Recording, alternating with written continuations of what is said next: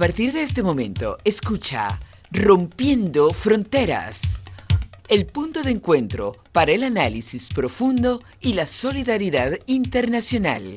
La voz directa a los protagonistas que construyen alternativas políticas, sociales y culturales en nuestro planeta, con la periodista Geraldina Colotti y el internacionalista Eduardo Medina. Desde la Radio del Sur y con los corazones unidos de Al Encuentro, Abre Brecha Venezuela y Rompiendo Fronteras, enviamos nuestro más profundo pésame y toda nuestra solidaridad a las familias venezolanas afectadas por el terremoto. En este momento de dolor, la organización, la fe y la hermandad de nuestro pueblo nos mantendrán de pie. No están solos. Venezuela vencerá.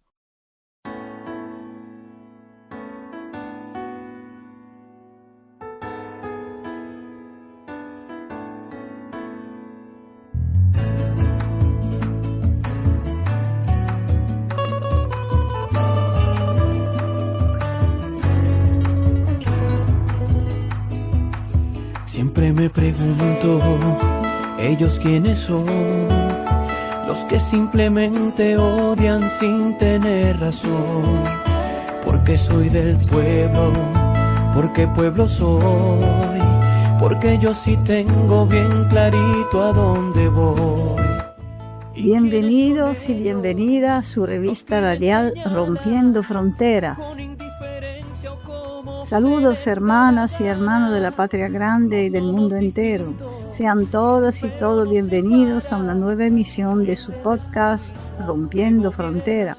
Les saluda Geraldina Colotti con el corazón encendido y el compromiso intacto de llevar la verdad de nuestro pueblo ahí donde los grandes centros de poder intentan imponer el silencio. Y de este lado del micrófono les saluda Eduardo Medina con el inmenso orgullo de compartir donde la geopolítica se analiza sin caretas y desde la raíz de las luchas populares. Hoy tenemos un programa cargado de análisis, debate y sobre todo de la dignidad de los pueblos que resisten y vencen. Así es, Eduardo. Y antes de entrar de lleno en la materia, queremos enviar un saludo fraterno y nuestro profundo agradecimiento a las autoridades de nuestra casa, la Radio del Sur, que hacen posible que esta señal multiplique su alcance. Saludamos a la licenciada Nieve Valdés, querida Nieve, presidenta de la Radio del Sur, por su visión y liderazgo firme. Además, nos acompañan en el control técnico Alejandra Guevara y José Blanco. Por supuesto, Geraldina, y a la licenciada Tamara Sánchez, directora de contenidos, junto al jefe de programación Samuel Romero, quienes junto a todo el extraordinario equipo de producción técnica periodística de la Radio del Sur ponen su empeño diario para cruzar latitudes.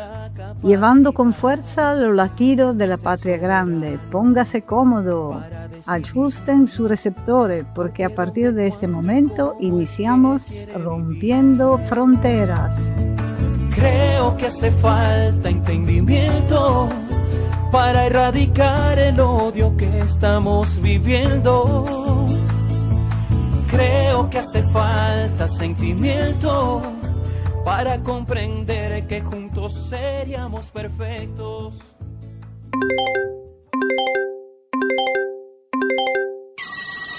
Línea directa. El pulso de tu opinión.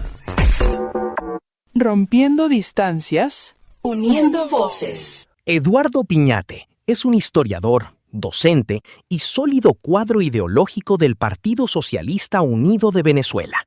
Ha sido elemento de confianza del gobierno venezolano en ministerios clave como educación y trabajo, además de haber gobernado el estado fronterizo de Apure. Es un operador político de línea orgánica, clave para el control institucional y el diálogo con la clase obrera. Camarada Piñate, ¿dónde te encontrabas y qué responsabilidades inmediatas asumiste durante los terremotos del 24 de junio? Saludos a todos y a todos los usuarios y usuarias de la Radio del Sur. El día 24 de junio a las 6:04, 6:05 de la tarde, cuando se produjo el doble terremoto, que afectó a Caracas, La Guaira, parte de Miranda, parte de Carabobo, parte de Aragua, en Yaracuy también, y que ha causado todo lo que ha causado. Bueno, yo estaba en la parroquia Sucre, en Cati, en el sector El Amparo. Acabábamos de terminar con un equipo de compañeros acabamos de terminar un podcast haciendo el análisis de la situación y un poco la política del partido y del Poder Popular. Lo terminamos unos 10 minutos antes del evento sísmico y estábamos recogiendo materiales, etcétera, los equipos, cuando se produjo el temblor. Yo tengo la experiencia porque yo viví el terremoto de 1967, yo tenía 10 años en aquella época. Y bueno, nada, es un espacio abierto, salimos. Lo inmediato fue auxiliar a la gente, aun cuando en el sector no hubo grandes pérdidas, ni materiales y humanas tampoco. Pero bueno, el nerviosismo, el susto de la gente, ese espacio donde estábamos, que es un espacio abierto, amplio, sirvió para albergar en ese momento a unas 800 personas que llegaron allí. E inmediatamente, bueno, tratamos de establecer contacto. No fue fácil, bueno, porque no hay electricidad, las líneas telefónicas tuvieron un problema, hasta unas 2-3 horas después. Y bueno, desde ese momento nos incorporamos, ¿no?, a las tareas hasta el día de hoy. Hasta el día de hoy estuve el día siguiente, día jueves en Caracas, viernes y sábado en La Guaira, y luego he estado acá en Caracas, incorporado ahora a la tarea de la Comisión Presidencial para los campamentos transitorios. Esa es la tarea que tengo en este momento en la ciudad de Caracas, Miranda y La Guaira. Eduardo, ¿cómo se ha articulado la respuesta popular ante esta catástrofe en medio de la actual conjuntura política? Bueno, ustedes saben que Venezuela, el pueblo venezolano es un pueblo aguerrido, de lucha, de resistencia.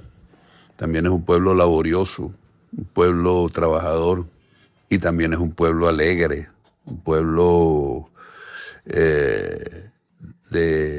que combina esa alegría y esa disposición, ¿no?, a luchar con la alegría de estar construyendo lo nuevo. Y bueno, en esta circunstancia, que no es la primera, nosotros sí tenemos alguna experiencia en estos eventos, antes y después de la revolución. Ya señalaba yo, hacía referencia al terremoto de 1967. Pero bueno, vivimos la vaguada de 1999, el 15 de diciembre de 1999, que coincidió con el referéndum aprobatorio de la Constitución bolivariana. Vivimos la vaguada del año 2010. Vivimos el bombardeo, la agresión militar contra Venezuela el 3 de enero, la agresión militar yanqui. Y ahora este doble terremoto. Pero en el medio de ellos hemos vivido otros eventos también locales, el terremoto de Cariaco, ¿no?, las inundaciones que periódicamente se producen en los llanos venezolanos, los deslaves por las torrenteras en los Andes venezolanos, que generan dificultades. De manera que en materia de gestión de riesgos y administración de desastres, tenemos una política, ¿no?, como Estado, como revolución. De hecho, ya con el comandante Chávez en la presidencia de la República, todo lo que era antes concebido como defensa civil, bueno, se ha concebido como un elemento de protección fundamental. Y además de eso, los organismos están orientados a la gestión de riesgos, ¿no?, y a la administración de los desastres. Es decir, tienen elementos de orden preventivo que son muy importantes para preparar a la población. Y el poder popular nuestro está organizado y se fortalece cada día más sobre todo a partir del desarrollo de los consejos comunales, de las comunas, pero también, bueno, todo el poder popular, los movimientos campesinos, el movimiento obrero, y todo eso articulado pues con el gobierno nacional, con la presidenta encargada Delcy Rodríguez, que es la que desde el primer minuto, desde el primer segundo, está dirigiendo, se puso al frente del enfrentamiento a esta contingencia, que no es menor, es un nivel de afectación a la infraestructura física, material, pero también humana, también a la pérdida de vidas, heridos, bueno, las secuelas de orden psicológico y emocional que quedan en esto, ¿no? Y eso lo estamos atendiendo hoy desde toda una, digamos, una arquitectura de campamento transitorio, donde a las personas que lo perdieron todo, ¿no? Le estamos dando atención en todos los sentidos: alimentación, salud, atención psicológica, el aspecto lúdico, recreativo para los niños, los adolescentes. De modo que es un esfuerzo bien importante donde toda la nación venezolana, incluso yo lo debo decir, toda la nación venezolana, sin distingos de militancia partidista o de adscripción ideológica o creencias religiosas o preferencias de orden sexual o de orden étnico, nada de eso. Aquí hay una nación entera abocada a este proceso de atención a quienes lo perdieron todo y al proceso de reconstrucción nacional que ya se ha iniciado. Cuando estoy hablando aquí, ya se ha iniciado a partir de los protocolos que se establecieron de revisión de edificaciones que quedaron en pie para determinar cuáles pueden ser rehabitadas, retomadas luego de algunas reparaciones y cuáles definitivamente no tienen ninguna alternativa, sino, bueno, no se puede vivir en ellas, aparte de las que efectivamente se derrumbaron totalmente en medio del terremoto. De modo que se ha iniciado un proceso que hemos llamado el renacimiento de Venezuela. Por eso es que la gran misión creada por la presidenta en esta coyuntura se llama Venezuela Renace.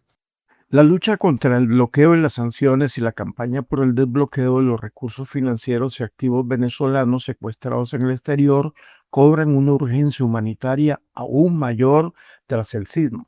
¿Cómo pueden estos recursos acelerar la reconstrucción nacional y qué líneas de acción deberían adoptar los comités de solidaridad, particularmente en los países europeos? La lucha contra las sanciones, el bloqueo, las medidas coercitivas unilaterales es uno de los 5 consensos establecidos en Venezuela desde noviembre del año 2024. Si mal no recuerdo.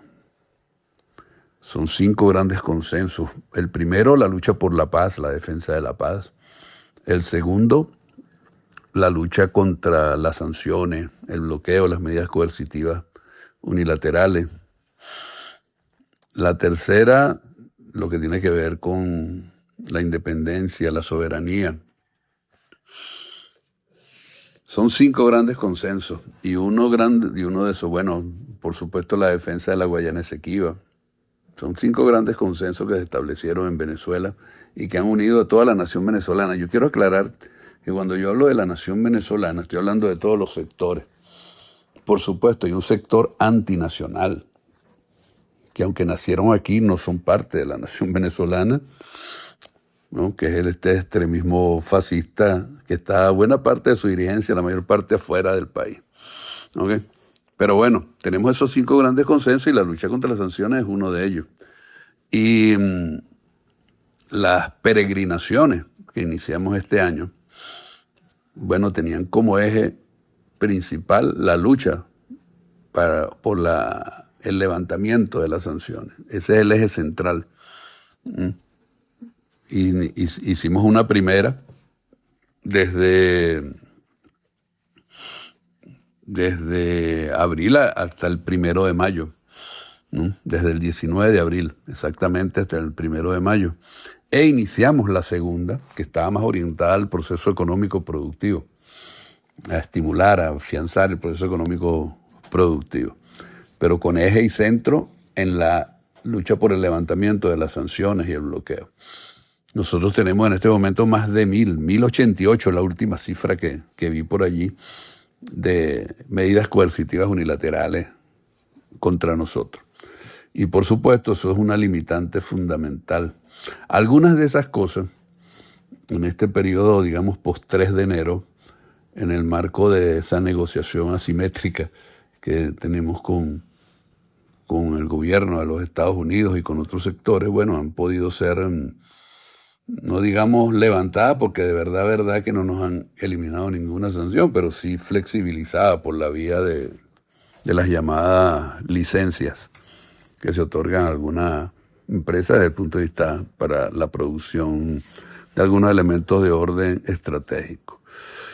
Y por otro lado, bueno, todo lo que nos permite a nosotros dar la batalla para recuperar una gran cantidad de activos que tenemos en el exterior.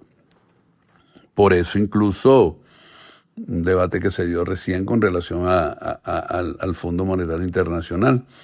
Obviamente no vamos a hacer lo que dicen algunos que vamos a hacer y que quisiéramos, que vamos a hacer un paquetazo neoliberal. Eso no está en la mente de nadie, en el gobierno ni de nadie honesto en Venezuela. Eso independientemente de los matices que puedan haber, pero que no está en el gobierno, sino en las fuerzas políticas en general, las de oposición, las de la revolución.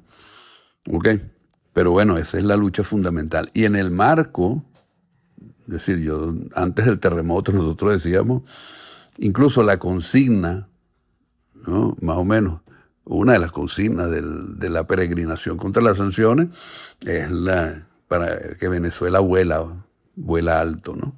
Y nosotros tenemos, sin el terremoto, esas sanciones, bueno, son un freno para liberar la fuerza, no solo las fuerzas productivas, pero las fuerzas morales, espirituales de este pueblo también. Y por supuesto, luego del terremoto, con la gran cantidad de infraestructuras deterioradas, golpeadas, destruidas, viviendas, etcétera.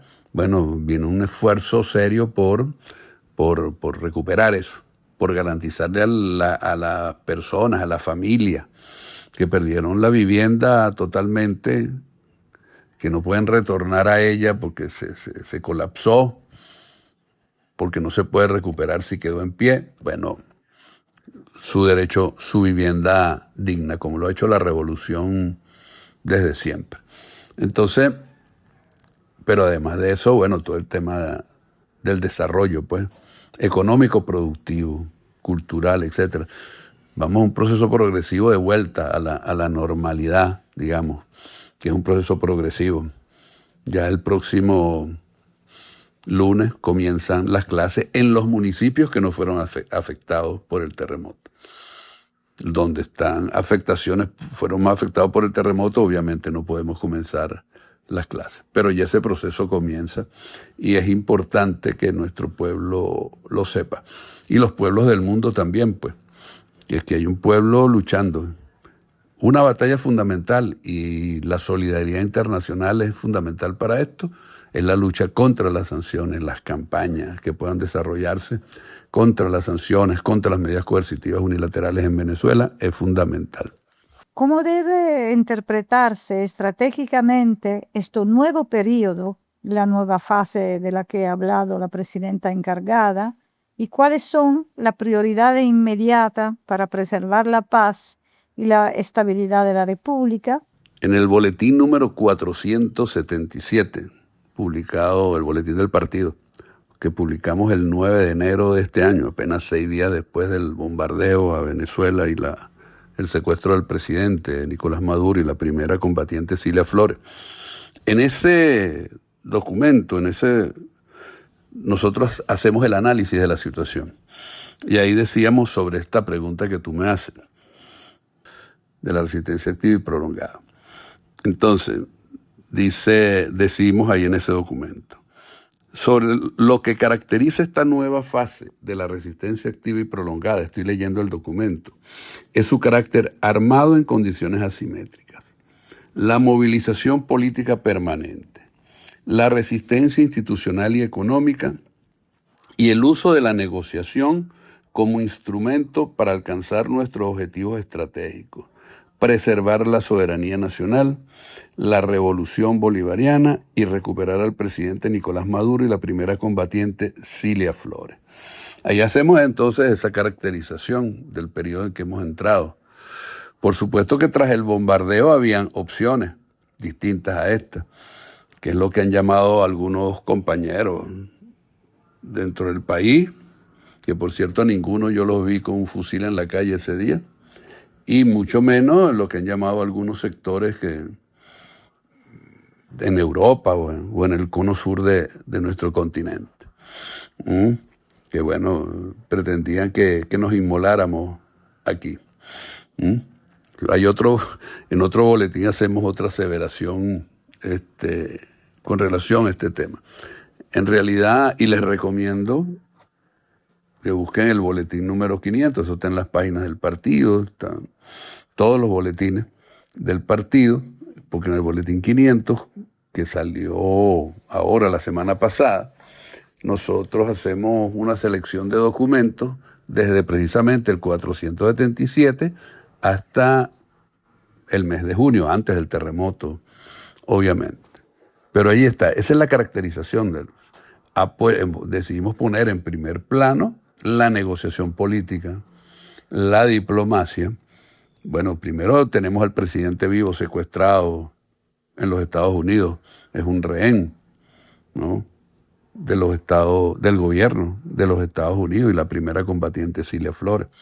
De modo que si no hay paridad de fuerza, bueno, toca negociar y hacer política, y en el terreno donde nosotros somos fuertes, que es en el terreno de la política. Y los objetivos están planteados en ese párrafo que yo acabo de leer: preservar la soberanía nacional, defender a Venezuela tal como nación venezolana como la conocemos, la unidad de la nación venezolana tal como la conocemos. Porque si este país es ocupado por fuerzas militares extranjeras, bueno, lo que viene es una desintegración, un reparto del país, como ha pasado en otras latitudes, en otros países donde el imperialismo ha ocupado esos países. Entonces, preservar la soberanía, preservar la paz, un elemento fundamental, garantizar, bueno, que el poder esté en manos, como está, de las fuerzas bolivarianas, y lograr la liberación del presidente Nicolás Maduro y la primera combatiente Cilia Flores. Son nuestros objetivos en este momento, en esta nueva fase de la resistencia activa y prolongada posterior al 3 de enero, que además ahora se profundiza, imagínense, con el terremoto, las consecuencias devastadoras. Entonces, aquí el tema de la política, de la negociación, de la diplomacia, toda la solidaridad que ha concitado. Bueno, aquí ha venido a apoyarnos gente de países con los cuales no tenemos relaciones diplomáticas hace rato, y sin embargo han venido a apoyarnos. Entonces, es eso lo que... Todo en función de preservar al pueblo venezolano, la nación venezolana, la soberanía, la independencia, la paz, y lograr la liberación del presidente Nicolás Maduro y la primera combatiente Cilia Flores. Muchas gracias.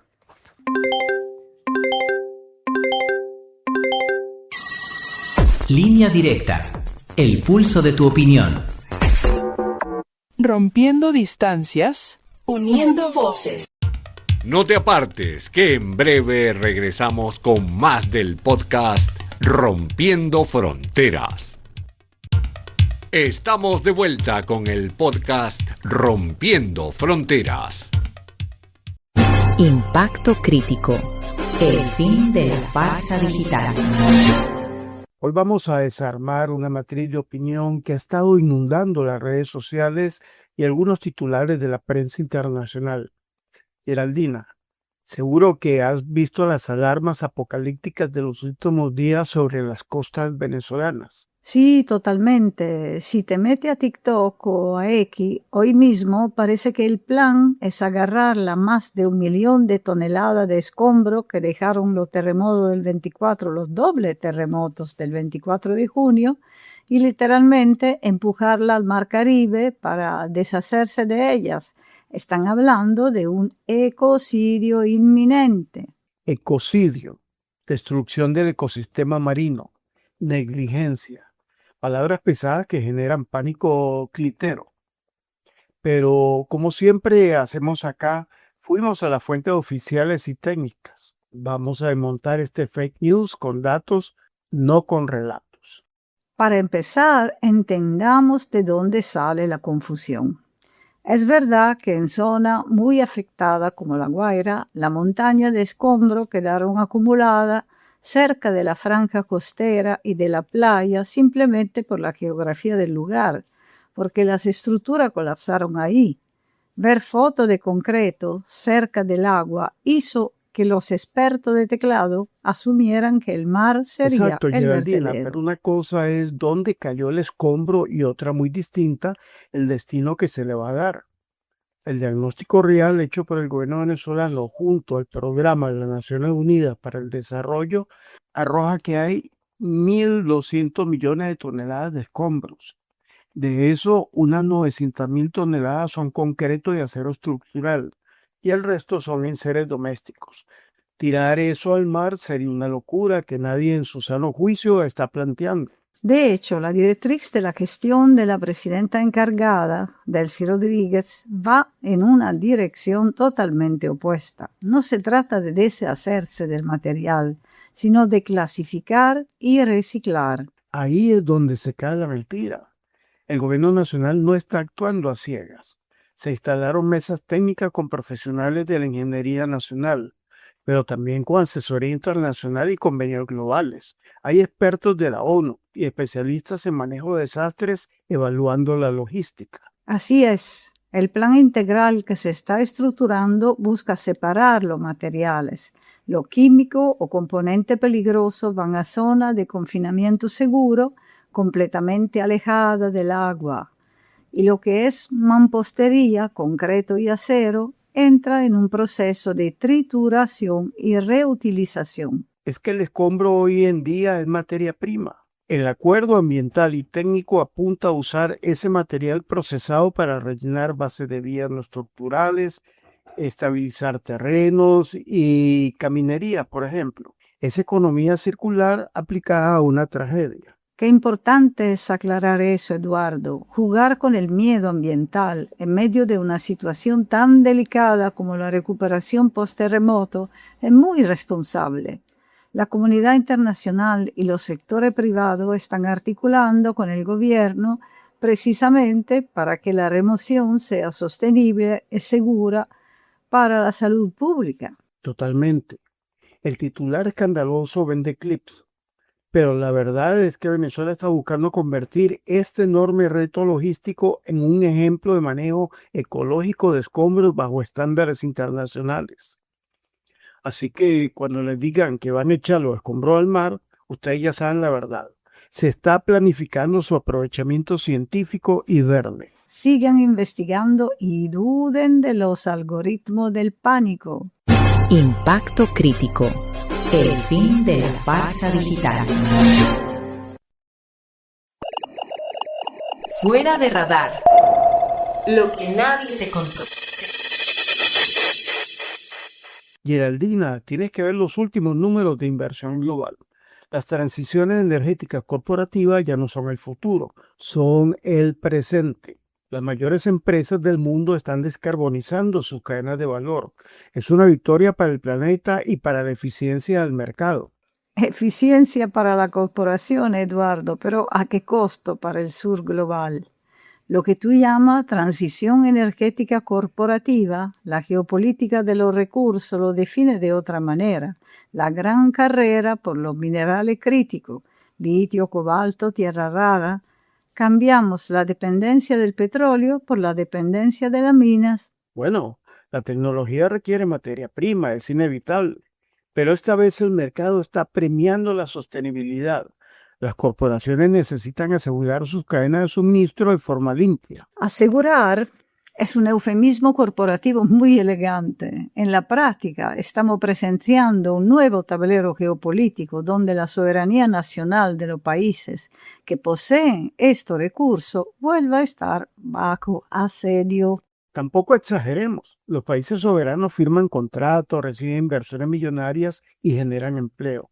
Chile, Bolivia, la República Democrática del Congo, todos tienen una oportunidad histórica de desarrollo si se abren las alianzas público-privadas. ¿Oportunidad histórica o extractivismo reciclado? Mira el diseño de este contrato. Cuando un Estado intenta ejercer su soberanía nacional, por ejemplo, regulando la extracción de litio, aumentando impuestos para escuela o exigiendo que el procesamiento del mineral se haga localmente, las corporaciones activan los tribunales de arbitraje internacional. Esos tribunales existen para dar seguridad jurídica. Ninguna empresa va a arreglar miles de millones de dólares si un gobierno decide cambiar las reglas de juego de la noche a la mañana por capricho político. El capital busca estabilidad. Lo que tú llamas seguridad jurídica, para el soberanismo es una camisa de fuerza. Se congela la capacidad del Estado para proteger sus recursos y sus comunidades. La soberanía se convierte en una ilusión si las decisiones clave sobre el territorio se toman en sala de junta en Nueva York, Londres. Te escucho, Geraldina, pero el mundo no puede detener la crisis climática esperando a que los estados resuelvan sus dilemas ideológicos. Las corporaciones tienen la escala, la tecnología y el dinero para hacer la transición ya. Si eso requiere grandes concesiones territoriales, es el precio de salvar el clima global. Ahí está el núcleo del neocolonialismo, salvar el clima del norte global sacrificando el agua, los ecosistemas y los derechos comunitarios del sur. El neocolonialismo ya no viene con barco de guerra, viene con discurso de emisiones cero, paneles solares y contratos asimétricos. Entiendo tu punto sobre el impacto local, pero el colonialismo clásico imponía soberanía por la fuerza. Aquí hay comercio, las corporaciones compran, los países venden. El neocolonialismo opera a través de la dependencia tecnológica y financiera. Si el país del sur solo exporta la materia prima bruta, el litio, y luego tiene que importar la tecnología determinada, la batería y los autos eléctricos, la brecha del subdesarrollo se perpetúa. Es la misma división internacional de trabajo del siglo XIX, pero pintada de verde ecológico. Admito que la concentración del procesamiento de estos materiales es un riesgo geopolítico enorme. Si las corporaciones no asientan valor real en los países de origen, la resistencia social va a detener los proyectos de todos modos. La transición será justa o no será. Exacto. Para que no sea neocolonialismo, la transición energética tiene que respetar la soberanía nacional. Los recursos estratégicos deben servir para industrializar la economía local, proteger la fuente de agua y democratizar la energía, no solo para alimentar el consumo infinito de los países ricos. Entonces el reto no es frenar la transición, sino rediseñar las reglas del juego geopolítico. Menos imposición corporativa y más soberanía compartida y responsable. Precisamente, porque cambiar el color del combustible sin cambiar la estructura del poder no es una transición, es solo un cambio de dueño. Fuera de radar. Lo que nadie te contó.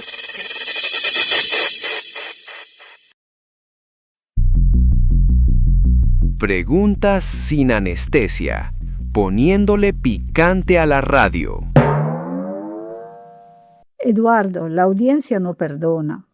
Y hoy se han ido directo a la yugular. Tenemos 2 preguntas sobre la mesa que honestamente nos obligan a desnudarnos políticamente. ¿Estás listo? Siempre, Geraldina. Tú sabes que prefiero una verdad incómoda a una mentira complaciente, ¿no? Lanza la pregunta.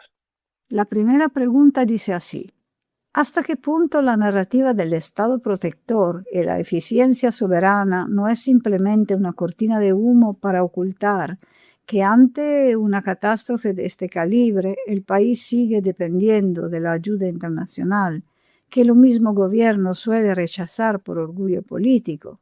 Es una pregunta dura, Eduardo. ¿Cómo responde a quien dicen que el orgullo pesa más que la vida? Mira, es una pregunta que toca la fibra sensible. Primero hay que separar el orgullo de la soberanía. Venezuela no rechaza ayuda por soberanía. Venezuela establece protocolos de cooperación bajo condiciones de respeto mutuo, algo que muchos países no exigen por su misión. La cortina de humo se cae cuando ves que, a pesar de las sanciones, que son un bloqueo criminal que nos impide comprar tecnología de punta para detección sísmica, los recursos humanos del país respondieron. No es que no aceptemos ayuda, es que no aceptamos ser una colonia, así de simple. La eficiencia es real, pero ¿es perfecta? Por supuesto que no. Siempre habrá fallas en una situación del caos total, pero decir que es una cortina de humo es ignorar el esfuerzo de miles de compatriotas que no duermen trabajando en el rescate. Es un debate de dignidad frente a una realidad precaria que otros nos han impuesto. Bien dicho. Vamos con la segunda, que me toca a mí. Dice, usted como comunicadores que se dicen rompiendo frontera, ¿no están cayendo en la misma lógica sectaria que critican de los grandes medios? Al defender tan ciegamente al gobierno, ¿no están dejando de ser periodista para convertirse en simple activista de propaganda? Es una pregunta justa. La respuesta es que el periodismo, bajo mi punto de vista, nunca ha sido neutral. El periodismo que se dice neutral suele ser el que le hace el juego al poder hegemónico. Yo no oculto mi trinchera, estoy con los pueblos de resistencia. Activista, no. Militante. Propagandista, no. Porque la propaganda miente para vender una realidad falsa. Nosotros aquí lo que hacemos es poner el micrófono donde otros lo quitan.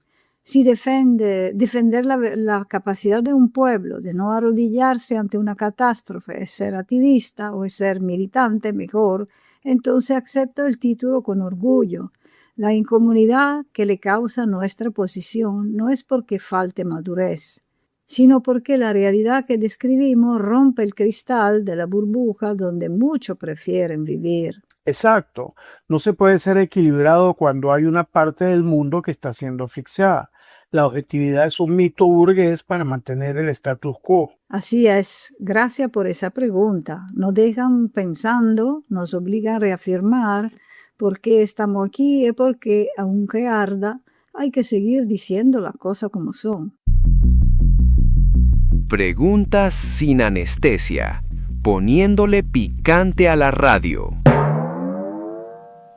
Jorge Rodríguez, jefe del Estado Mayor para Campamentos Transitorios, informó sobre la activación del registro único de viviendas para atender a los afectados por los terremotos. El establecimiento de un registro único de viviendas para aquellos que sufrieron una afectación total de sus viviendas. En este momento, más de 17.000 personas se encuentran sin vivienda. Y esa cifra seguramente va a aumentar cuando termine el proceso de evaluación que está coordinando el ministro Francisco Garcés. En este sentido, Jorge Rodríguez ofreció detalles sobre los primeros créditos con hasta un 80% de subsidio que se otorgarán a quienes perdieron sus viviendas. La próxima semana se va a anunciar los primeros créditos para que la banca pública y privada abra una cartera de créditos para adquisición de vivienda de hasta un 80% de descuento a aquellas personas que quieran. Una persona que se le desplomó su apartamento en Catialamar o en Chacao, bueno, puede conseguir un apartamento y el subsidio será hasta del 80% si lo quiere comprar. Jorge Rodríguez también adelantó que la Asamblea Nacional trabajará en una reforma de la ley de alquileres para garantizar la tranquilidad de los propietarios. Tenemos que trabajar en la Asamblea Nacional para hacer una reforma de las leyes, al menos de la ley de alquileres, para que las personas no sientan ningún tipo de temor de alquilar sus viviendas. Hay un número de hasta 200.000 viviendas en Venezuela que no están siendo alquiladas porque la gente, bueno, las resguarda porque en efecto es muy regresiva la ley con la que contamos. Tenemos que reformar la ley para que la gente se sienta más segura en el momento de alquilar vivienda. Asimismo, subrayó la importancia de liberar los activos de Venezuela retenidos ilegalmente en el exterior para la reconstrucción de las zonas afectadas por los terremotos. La presidenta envió una carta, creo que hoy está enviando una carta al rey de Inglaterra y también está enviando cartas a otros países donde se encuentran activos retenidos por parte que pertenecen a Venezuela y que han sido ilegalmente retenidos, a los efectos de que ese oro pueda, a través de un fondo directo, pueda ser solamente dedicado para el proceso de reconstrucción. Los cálculos iniciales señalan que necesitaremos aproximadamente unas 25.000 viviendas, pero no es solamente las 25.000 viviendas que tenemos que construir, que comprar, que terminar y que alquilar lo más pronto posible, sino también el proceso de reconstrucción de ciudades, de superar la tragedia haciéndonos mejores de lo que éramos. El gobierno venezolano también denunció la campaña de mentiras y bulos que circulan en redes y medios, advirtiendo que la desinformación agrava el trauma en la población. Que no los ataques, la maledicencia, las falsedades, las tergiversaciones, las mentiras, porque eso cuesta vidas humanas. Eso puede haber significado que personas murieron por las mentiras o las falsedades o los bulos. Eso puede haber significado que una persona que empezaba a vivir su duelo, como lo estamos viviendo todos, ese duelo se le complique y se le convierte en un episodio depresivo mayor, o se le convierte en un trastorno del estrés postraumático, o se le convierte en un trastorno por ansiedad generalizada, que son enfermedades graves que requieren tratamiento ya de mayor intensidad. Bajo ningún concepto, ni nosotros, ni los expertos internacionales que convocamos para que nos ayudara con el tema de los escombros, se nos va a ocurrir la peregrina idea de lanzarlos al mar. Pues esa barbaridad de los pocos países del mundo que respetan a la fauna marina y que tienen prohibido las pescas que son atentatorias contra la fauna marina, está Venezuela. Muy por el contrario, lo que estamos procurando es mecanismos para ver cómo algunos de esos escombros pueden ser reutilizados.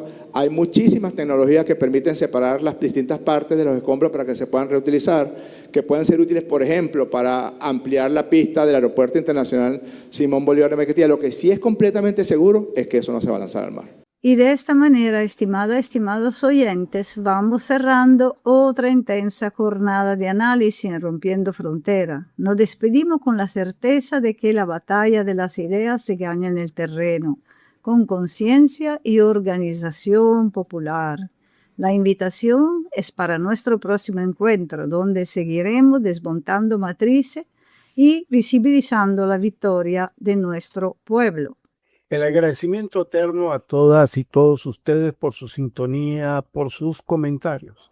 Este espacio no sería posible sin el respaldo institucional de la licenciada Nedet Valdés, presidenta de la Radio del Sur, la guía de la licenciada Tamara Sánchez en la dirección de contenidos, la coordinación del licenciado Samuel Romero en la jefatura de programación, el incansable esfuerzo de todo el equipo de producción de esta emisora. Gracias a todo este batallón comunicacional de la Radio del Sur por tender los puentes y seguir llevando los latidos de la patria grande.